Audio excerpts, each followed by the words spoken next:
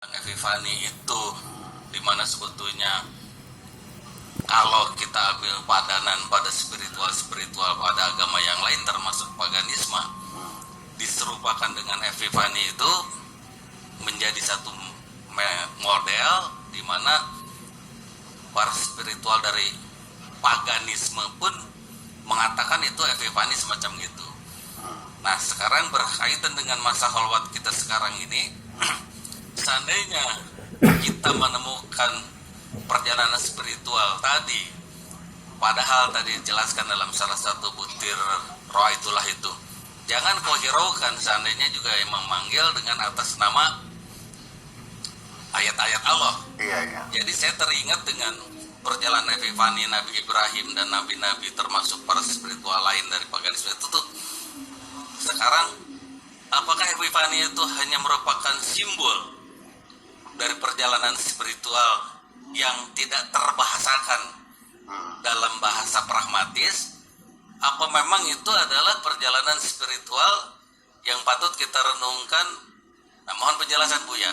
Saya rasa dengan perjalanan kita khalwat ini ada kemungkinan kita perlu memahami mana itu perjalanan spiritual yang dipanggil atas nama Allah dan dipanggil orang atau zat atau apapun yang mengatasnamakan Allah. Itu Bu ya. Terima kasih. Assalamualaikum warahmatullahi wabarakatuh. Itulah makanya ketika kita ingin melakukan perjalanan spiritual, apakah di situ thariqat atau suluk dan sebagainya, itu ada standarisasi para ulama sufi, thariqat dan sebagainya. La budda min syekhin, harus punya syekh. Sehingga muncul beberapa hadis-hadis Nabi yang ya mungkin hadis, mungkin juga pepatah ulama, man ta'allama bi ghairi syekhin fa syekhuhu syaitan. Barang siapa yang berguru dalam belajar perjalanan spiritual itu tanpa guru, maka gurunya adalah setan. Artinya bahwa mereka yang setan-setan itu akan memanfaatkan orang yang sedang menjalani perjalanan spiritual itu disesatkan. Dia akan muncul mengaku jadi Tuhan, mengaku jadi malaikat dan sebagainya, dan orang itu percaya. Makanya perlu mursyid, karena mursyid itu yang berpengalaman, dia punya detektor. Artinya bisa membedakan mana malaikat, mana setan, mana Tuhan dan sebagainya. Apalagi sekelas saya, Nabi Ibrahim sendiri juga setannya muncul mengaku Tuhan. Iya, muncul. Ya, aku adalah Tuhanmu. Mulai hari ini semua yang haram menjadi halal buat kamu.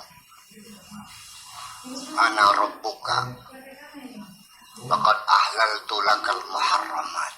Aku adalah Tuhanmu. Mulai hari ini semuanya menjadi halal.